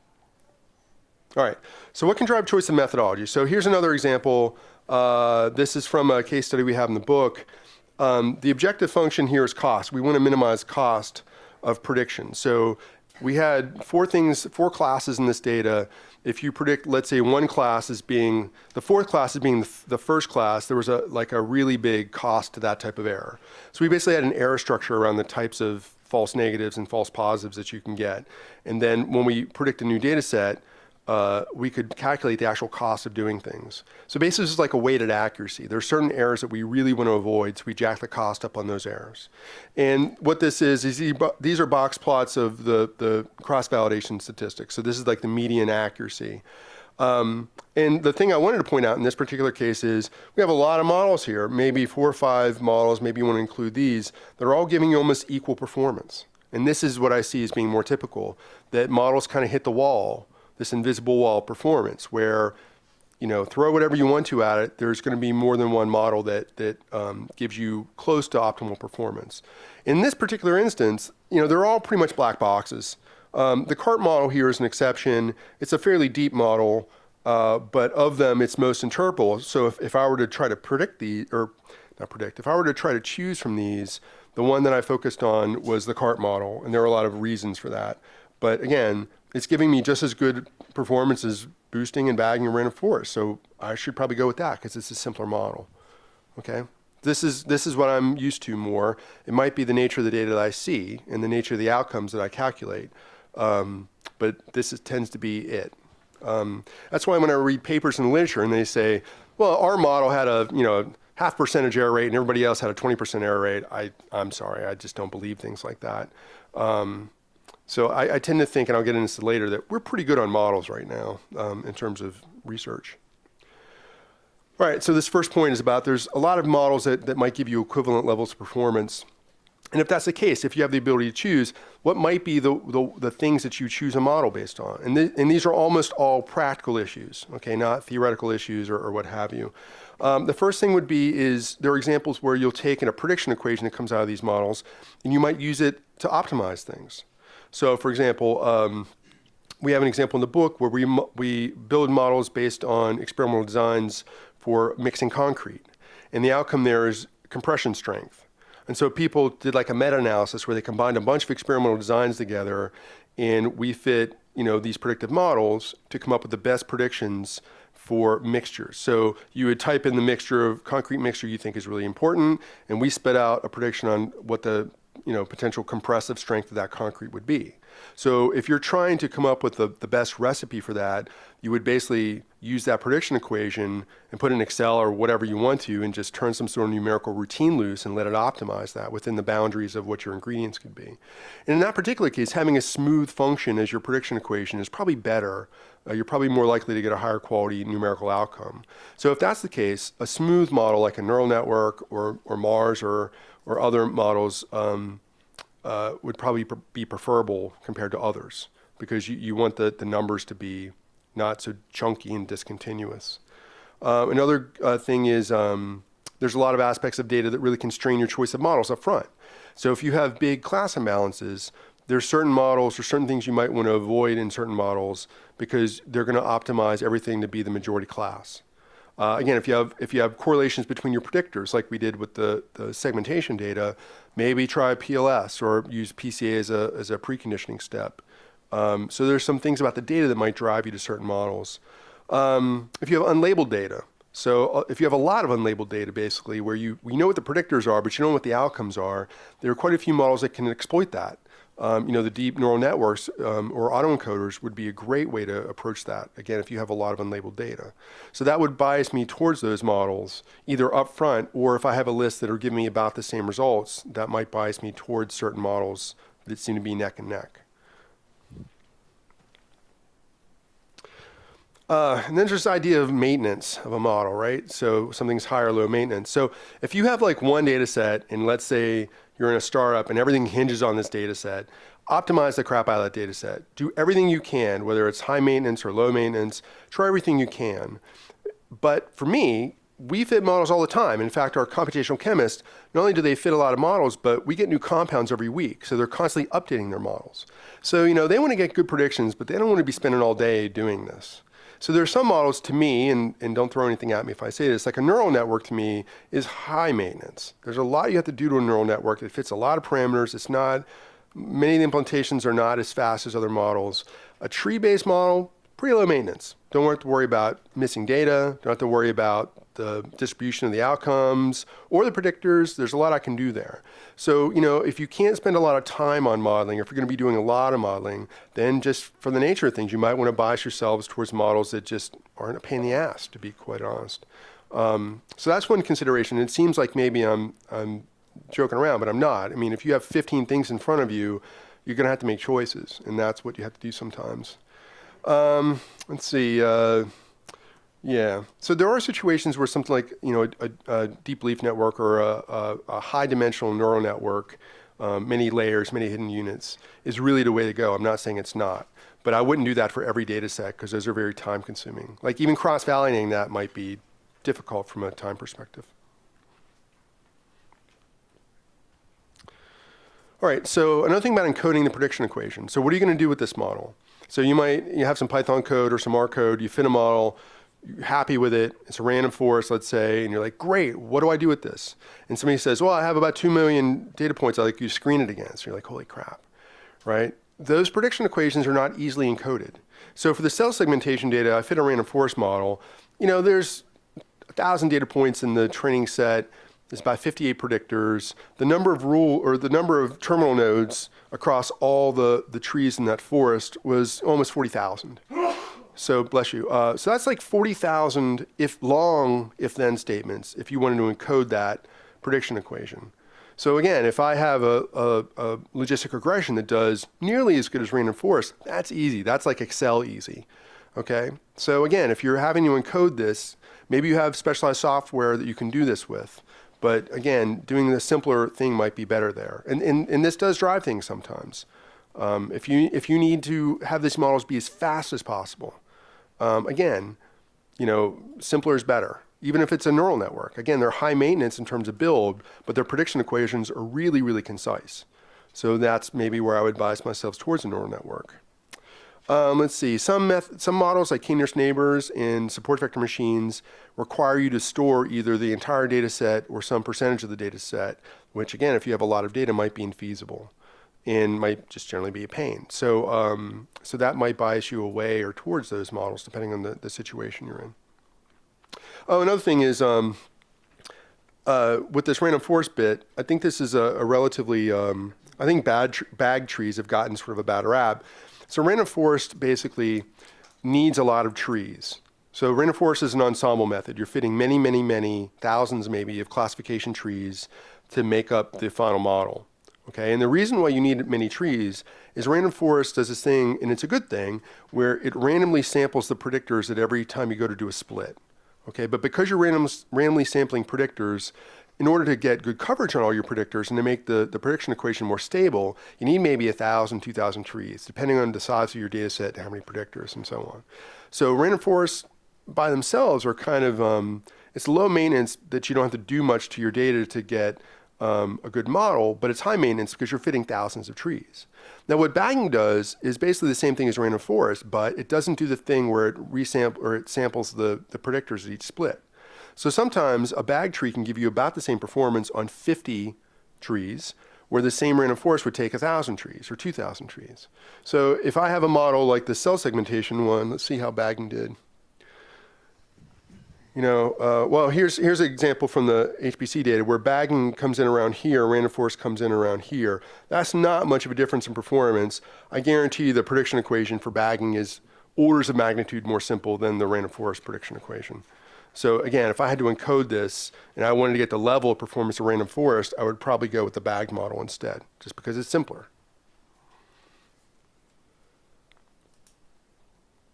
All right, so there's also ethics. So when would it be unethical to fit a suboptimal model? And you might say to me, Max, why would you fit a suboptimal model? Well, I've been in a lot of situations in many companies, in 2 companies now, where you have conversations with people who are consumers of these models, but they're not quantitative people at all. Okay, and what happens is you say, hey, I've got this model, it fits really well. And they say, okay, great. You tell them what the accuracy is. And they say, that's fantastic. What's the effect of apolipoprotein A? I don't know. I mean, maybe and that's maybe a bad example because for Alzheimer's, for example, that's a really strong predictor. You can get aggregate measures of importance of a predictor in many of these models. You can say, you know what, of random forest, that predictor had the highest influence on the prediction equation. But what you can't say is if you're this genotype, then the risk of getting Alzheimer's goes up by 30%. And I think a lot of doctors and other people are used to hearing quantitative statements like that. But again, if you fit models like those, there's a high degree of likelihood that you're going to get suboptimal performance. And so the question, and I've sat in front of people and said, well, in fact, I won't tell the details of this, but I've sat in front of people, they say, you can't put that in the model because that would be really politically incorrect to put that in the model. And it was by far the biggest predictor of something.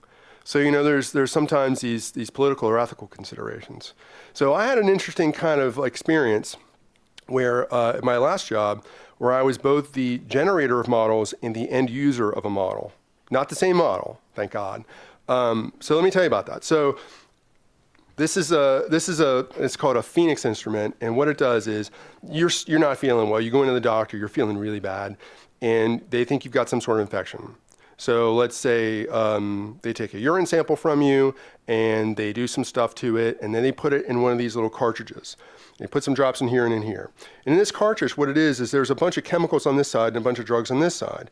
And this cartridge, when it's put into this instrument, or an instrument like this, it reads off exactly what bug, it's highly accurate at saying what bacterial infection you have. And the other thing it does pretty well is saying, okay, this particular thing that was in your body is susceptible to these drugs and resistant to these other drugs, okay?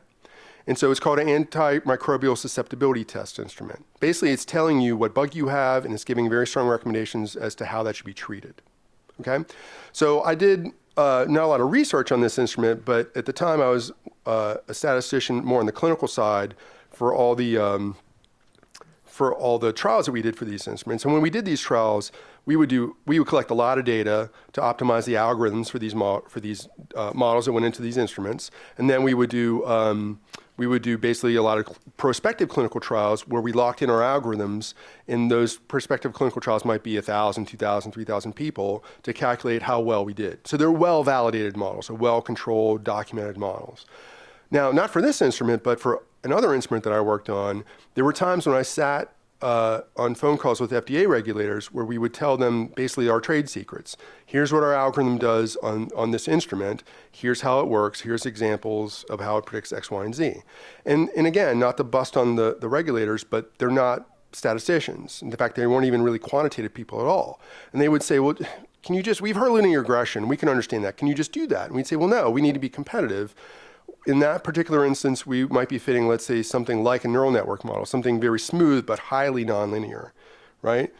And they had a lot of trouble with that, and they basically were trying to talk us out of doing this, that they felt, when your regulator who's going to see your clinical submission says, I'm really uncomfortable with the model that is the fundamental part of this instrument, it makes you pause. And at that point, you have the option of going back and doing what they say or sticking with what you have. And we stuck with what we had simply because it was too late to do anything else. But we validated the crap out of these models. So I sat in a lot of discussions with regulators where there was pressure to maybe fit models that were more interpretable rather than high performance. So here's something called a klebpneumo. And it's a bug that's in your gut usually. And it does a really, really good job of what it's supposed to do when it's in your gut. But when it gets in other parts of your body, it's really, really bad, okay? So I want to say it was about 2003.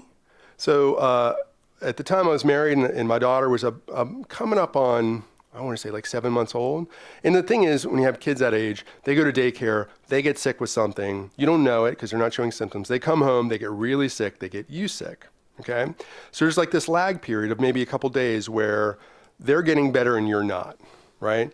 So my wife and I were completely laid up with this really bad stomach bug. That's all I'll say about it. And I started to get better, but my daughter wasn't. And she had like a week lead time on me.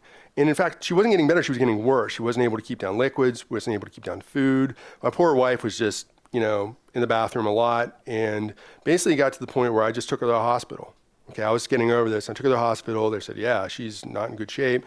They keep her overnight. They put an IV in her just to hydrate her, and then they take basically her diaper.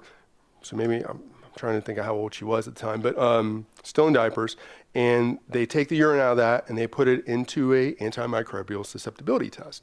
Now they're doing all these other medical tests, and at the time I was working on diagnosis something called sepsis. Does anybody know what sepsis is? Really, really bad disease. Basically, a lot of people that are in the ICU from a gunshot or from stabbing or a car wreck, basically what happens is a lot of the enteric bugs that are in your gut through whatever bad thing that happens to you are no longer just in your gut anymore. And it can be a horribly bad inflammatory reaction. So it's not so much about the bug, it's your body has both a inflammatory reaction and an anti-inflammatory reaction. And basically, I had a boss one time who was an MD, and his first patient was in a car accident, and they were worried about sepsis with her, and she was eating pizza at 12 and she was dead at 2 o'clock. Okay, so it's extremely lethal and it's really, really hard to predict. And so we have been doing all these R&D studies to try to predict sepsis. So when the doctor says to me, we're really worried about your daughter becoming septic, I was happy I was wearing brown pants. It was really scary. Okay, so I'm thinking about this. I'm thinking, oh yeah, they took a urine sample. It's in an AST machine right now, so they should be able to tell, pretty soon, it's coming up on 24 hours, they should be able to tell what the situation is. Well, then I started thinking about it. I'm like, well, wait a minute, it's not our instrument. And I went to the microbiology lab and I said, what instrument are you using? Because, we have to run stuff on the other instruments during clinical trials. And I knew what instrument it was. Now, I know how those instruments perform, but it made me think, were these guys in the room with an FDA regulator, and they said, we really want you to use linear regression. And those guys might have been like, okay, fine, right? And your accuracy maybe goes from like 95% to maybe like 90 or whatever it is. And I started thinking like, did these guys compromise what they were doing based on external feedback? Maybe it's their manager, maybe it was a regulator or something, or maybe they don't know anything about like neural networks or whatever have you. How optimized is this algorithm? And it's a really, really different when you're on that side of the desk, right? When you're the user of these things, you damn well want it to be accurate. And so that was sort of the moment I had. I was like, oh my God. It turns out she was fine. This is after one day of vancomycin. So they came back very quickly and said, it's a klebpneumo. And I was very confident in that diagnosis because it's not hard to make that diagnosis with these instruments. And the thing about that bug is it's vancomycin is what you're going to treat with. And so they immediately put her on vancomycin. She immediately started feeling better. And this is like the next day. In case you notice, yes, my shirt is on inside out. I'd been there. I don't know how that happened, but I'd been there for quite a long time, and she's feeling a lot better than I was at the time. But I've had these conversations with people, and I try not to, hopefully I don't try to come off as a jerk, but there are situations where you're building models, maybe you're thinking about predicting whether somebody's going to respond to a treatment or something that could change their treatment regimen, okay? You can't compromise on accuracy. You just can't. And to me, the hard thing, though, in saying that is, and why would people want you to? And I think the underlying root of the issue here is that people, when they see something they don't understand, think maybe it's probably wrong, right? And if they start asking you questions, okay, you fit a neural network, tell me about that. Well, we had about 1,000 people in the study that was used to build the model, and the model had about 7,000 parameters. And they're, what? That's not what they're used to hearing. And so I think there's the assumption where they might assume that these are just, overfitting and worried about this. So the key here thing is, to me, and there are some situations where it's really unethical to fit a suboptimal model, but the bar on validation and the bar on how you prove your model is doing what you say it is gets really, really high. That you have to, if you're going to fit a model like that, you really, really have to back it up with multiple prospective trials and things like that to make sure you're doing the right thing, because it's just critical that you get it right. All right, so what time is it? I saw some lights go off over there, and that's usually a sign. 9:10? Okay, I won't take long on this. You won't upset me. I think we're supposed to go to 9, so if you need to go, I won't be offended by that. So there's a little bit of rant here, if I haven't already gone up on the soapbox too much. So I'm going to talk about big data a little bit and some other things. My feeling is we're pretty much where we need to be on models, with a few exceptions. And what I mean by that is, we have a lot of models that are going to find a pattern. The pattern that's in the data, okay? In fact, you have many models that are probably going to find what's really important to your data. There are not many instances I can envision a situation where no models that have been published or implemented in R or Python or SAS or anywhere else are not going to crack the code on your problem, okay? It may not be the performance that you want, but I guess what I'm saying is I can't imagine a situation at this point where we're really lacking some fundamental model that will beat the pants of everybody else. I just don't. Especially when you're in situations like mine where the thing you're measuring has a lot of noise in it, right? So, if you're modeling something noisy, that's really where the ceiling is on model performance, not because, boosted trees weren't invented yet. So I really think with a few exceptions, we're good on models. The exceptions maybe being class imbalances. We really have not, I think we really haven't cracked that problem yet. There are ways to go about resolving class imbalances, but I don't feel like there's any really, really good solution to doing that yet. We're, just in the last decade or so, we're really utilizing unlabeled data more, so we could use more of that, right? There's this thing called applicability domain algorithms, where applicability domains are sort of kind of like prediction intervals in a way. We use them a lot in chemistry because if you have let's say you have 50,000 compounds you're building a model on, right? Those compounds might go back 10 years. And some of those compounds are very, very different than the ones that chemists are thinking about now, because they've learned a lot. So what an applicability domain model says is basically, okay, here's a prediction we'll give you from this model. Here's an applicability score, a confidence score that we give you that tells you how much was your data point that you're predicting like the data you've already seen, right? So it's kind of a measure of extrapolation. Okay, so those are things that I think are really critical to the application of these models that nobody is really thinking about, or at least not many people are thinking about. Because it's easy to get a prediction on something, it's hard to tell how much confidence you should have in it. And even something like a prediction interval is, if the model is not fitting well in a certain area, the prediction interval might have the right width to give you a good sense of what the uncertainty is, but might be miles apart from what their actual value is. So even prediction intervals don't even measure the right quite thing yet. So those are the areas I think we could use a lot of development in terms of analytical methods. I don't think we need more boosted trees. I just don't. Feature engineering is a great example of this, where to me at this point, it's way, way, way more important what you're putting in your model versus what model you use.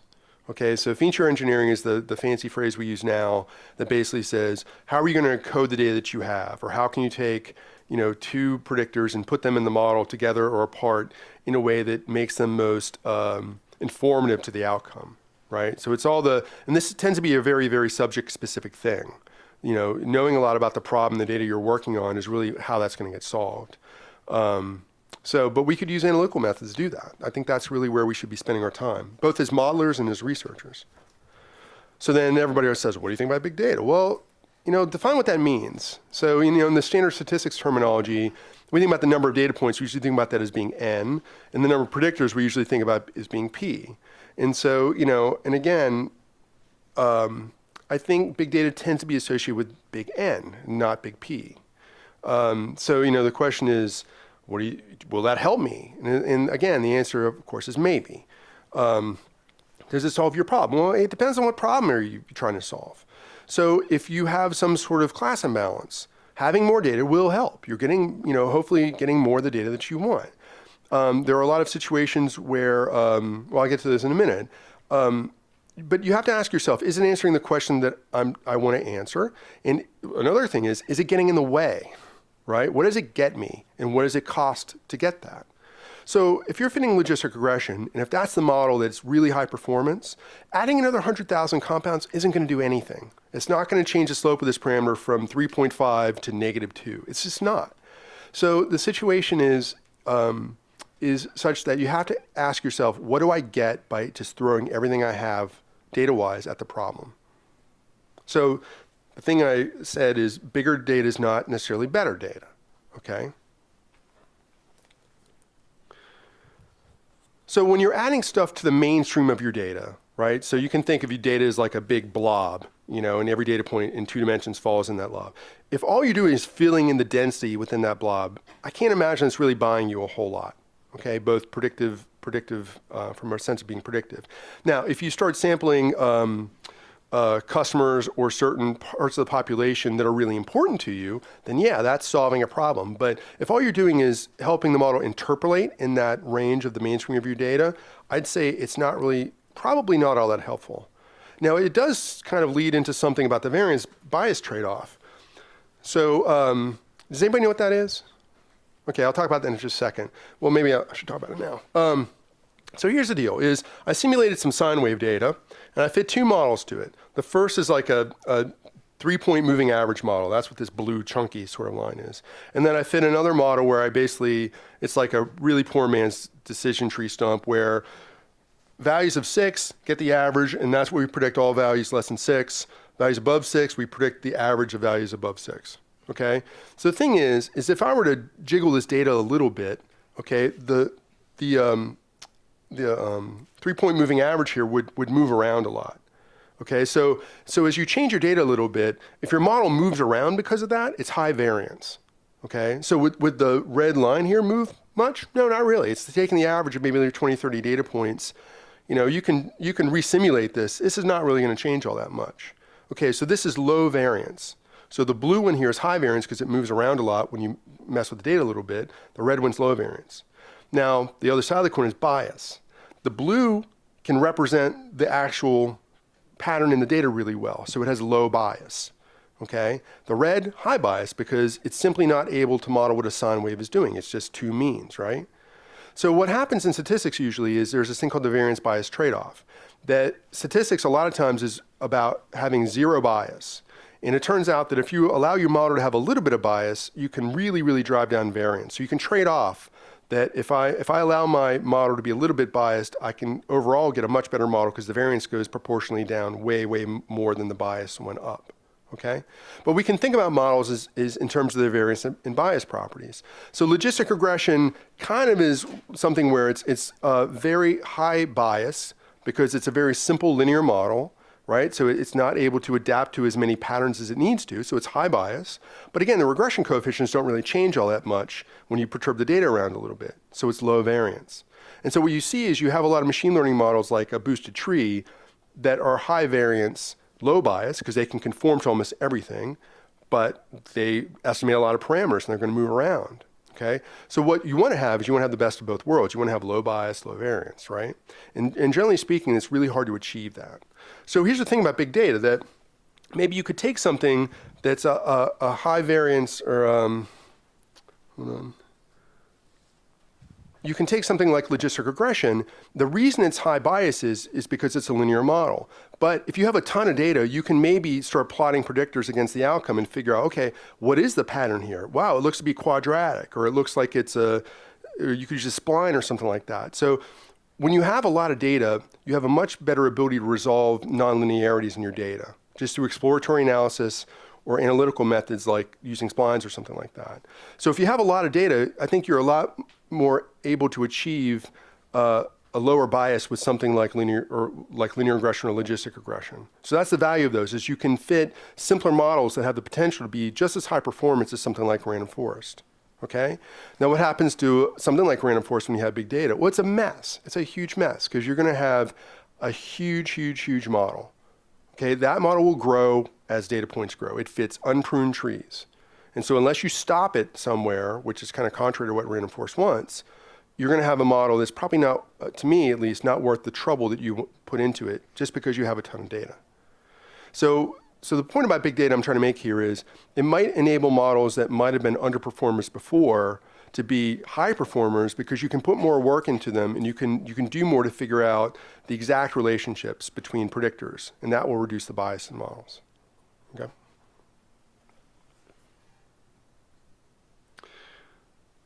Yeah, that's just kind of what I was getting at.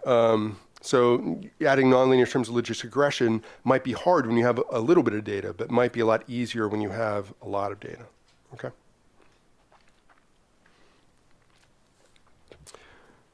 All right. Performance stabilizes as you increase the amount of data, but complexity increases. So it really is a trade-off sometimes. One of the things that kind of bothers me about big data is, and we see this where I'm at, is you have people spending a lot of money on applications to handle big data when they don't really need that. So, we can fit random forest on 2 million compounds now. It's like, why would we do that? Right? So why we spend like however much money you're going to spend to do that? So, for example, one thing that we will do sometimes is we will fit models, especially if you have a lot of data that gets generated a lot, we'll fit our models on the last 5 years worth of data, even if we have 15 years worth of data. Because the stuff we did 10 years ago, it's not bad. It's not really relevant anymore. So smaller relevant data sets are way better than bigger all-encompassing data sets. At least that's my opinion. Another thing we'll do is, if we have big data, we might have a certain data point represented, 500,000 times, right? You don't necessarily need that represented 500,000 times. So what we can do sometimes, we can do something called dissimilarity sampling, is we can put in our training set just the samples that are most dissimilar to each other, right? Instead of putting such an emphasis on this one data point that's really overrepresented. And sometimes, not always, that does a good job.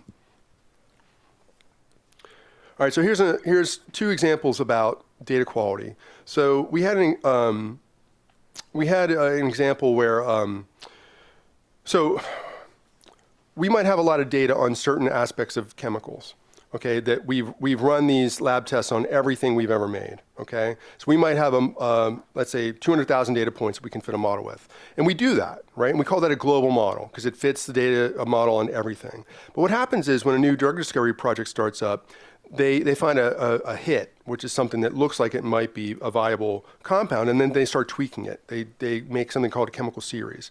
So if you think about, again, this big blob of what is the global set of compounds, they're in this really tiny space, and they may have, you might have 200,000 compounds everywhere, but they might have like maybe 50 compounds or 100 compounds in this really small space. But those 50 or 100 are the most relevant. So what they also do is they fit local models. Okay, so they fit models just based on the data that they're working with. And you would say, well, why would you do that? I have 200,000 compounds over here. That's got to be a better model.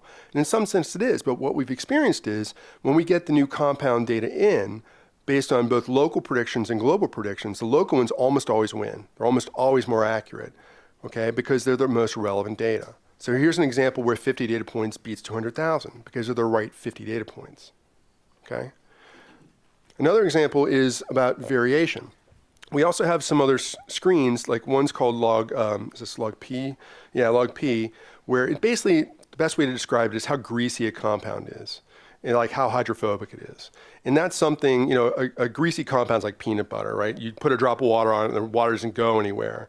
Whereas something that's not as greasy. It lets water in very quickly. And that's an important characteristic for chemists. And so we had a computational model to predict greasiness of a compound that was based on a lot of data. But the thing about it was the assay that was the lab test we used to do that, there was a lot of variation in that outcome. And so people were a lot of times were complaining about the accuracy of that model. Well, we had a better way of doing the assay, but it was more expensive and it took more time. But what we did is, instead of having 100,000 compounds on our model, we took about 5,000 really diverse compounds and we ran them through the new assay, and we built a computational model on that. And it turns out having 5,000 data points on an outcome that is much more measured more precisely is obviously much better than having a ton of compounds on something that's really noisy. So we ended up basically getting rid of the larger data set and using the smaller data set for predictions, because it was doing a much better job because the noise was so low. Okay, now that model has in itself has 100,000 compounds in it. So it's a really good model, but a smaller set of compounds that were higher quality basically won in both these instances. So, the only times I think big N is really good is when we're measuring very, very small, hard to come by populations that might be really, really important. In genetics, you might have a specific mutation that is really important biologically and might lead to your next drug, but it's in 1% of the population. You're probably not going to see that until you measure a lot of people. Okay? You might have a certain customer set that are very, very lucrative, but there's not that many of them, and you might not know about that until you measure them enough, measure the population enough. So those are really the instances I could see where having a ton of data really, really benefits you. But I don't really see that as a huge, always benefit to your model. In fact, I think it gets in the way of the model a lot of times. I think that might be it. So, any other questions? Yes? So you talked about scaling up with data and cost benefits. How do you scale up with more people? With more people? In building any sort of predictive model, because it seems like the process is more or less, a solo activity in a lot of cases. Where are sort of the places where you can scale up with more people? To me, what the thing that, and you see this in a lot of Kaggle competitions, the thing that more people get you is diversity. So, we have people that bring us problems because we have never seen it before, and they just want another set of eyes, and we might think of something that somebody else doesn't. So I think what you're saying, it is a good solo activity, but to me, if I had more people to do this type of modeling, I would have people specialize. For example, the applicability domain thing I mentioned, I would say, you work on that, right? So having more people working on the same thing has its benefits, but depending on how many people you have and how many problems you have, I think having somebody working on class imbalances or whatever specific problems to try to tease apart, that would to me be the place where you would get the most bang. Yes? Just for curiosity's sake, I'm assuming you use caret. What are the top 3 or 5 models you use? I'm not going to answer that question. No, I mean, what I do is I fit a panel of things that are diverse. So I'll fit a boosted tree, I'll fit a support vector machine, a linear model. I'll fit 5 or 10 things that are not likely to be very similar and see how that shakes out. And then I'll start thinking about preprocessing and looking at the models and say, okay, where do they perform badly? How can I fix that? I have models I like a lot. C5, I mean, I'm partial to that because our company used it for a long time. And the nice thing about the cool thing I like about C5 is it was when we were writing the book, we were kind of the first people that looked under the hood of that, because Quinlan did C45 a long time ago and then just stopped publishing.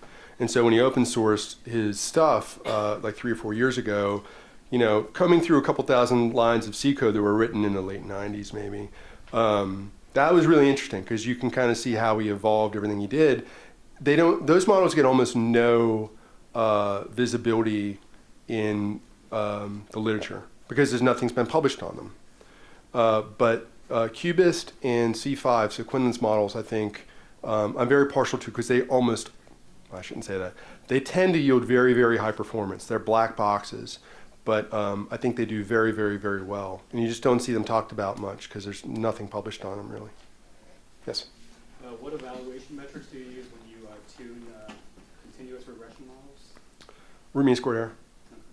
basically. So I that works better than like a rank order one, like G or A. well, yeah. So it pays to know what people want to use the model for. So if they're going to rank things, then I'd probably use Spearman's correlation or ranking metrics. So I mean, the good thing about Spearman's correlation is gives you good results, but it doesn't really care about how close you are. So if your top ranking model is top ranking model, or I'm sorry, if you go to predict 10 samples, you could have good rank correlation and predict the top one to be the actual top one to be the highest ranked, but the actual prediction for that might be wildly off. But if they rank order, it's a much easier bar to step over. So if that's what people are interested in, then I almost always base that on rank correlation because it's easier and it's getting to the point of what they wanted. But mostly I use root mean square. Yeah. Anything else? Thanks for sticking around. Sorry I was late. I appreciate you sticking around.